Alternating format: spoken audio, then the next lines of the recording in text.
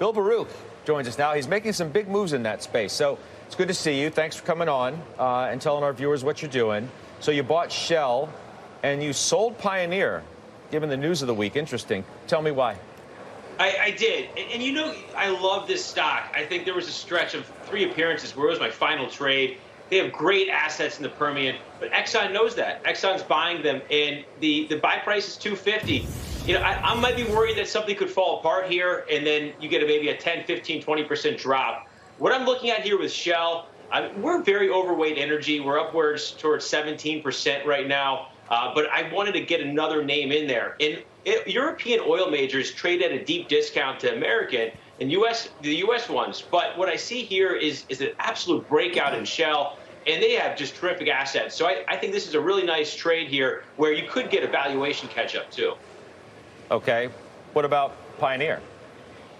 Well, Pioneer, I mean, right at 250, Exxon's buying them at 250. What's the risk here? I mean, yeah, we could trade around 250. You could trade at a premium.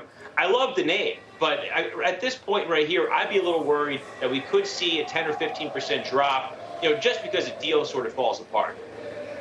Yeah. And then you bought AMD, which is interesting, too, because you had sold it in mid-July. So why are you buying it back? Well, we never didn't dislike the name. This was more of a seasonality trade for us, where we wanted to raise cash and give us some flexibility going into the negative time of year.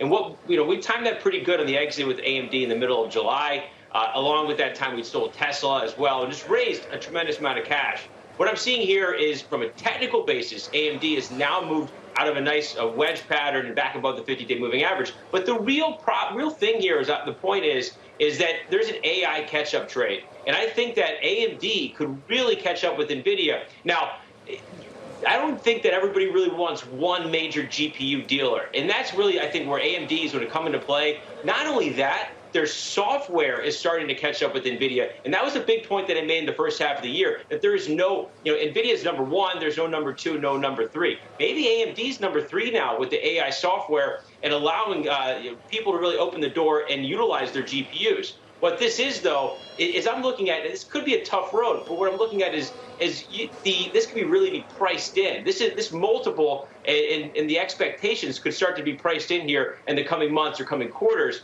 and I want to be there for that. I appreciate it, and I appreciate you coming on and talking to us about it today, Bill Baruch.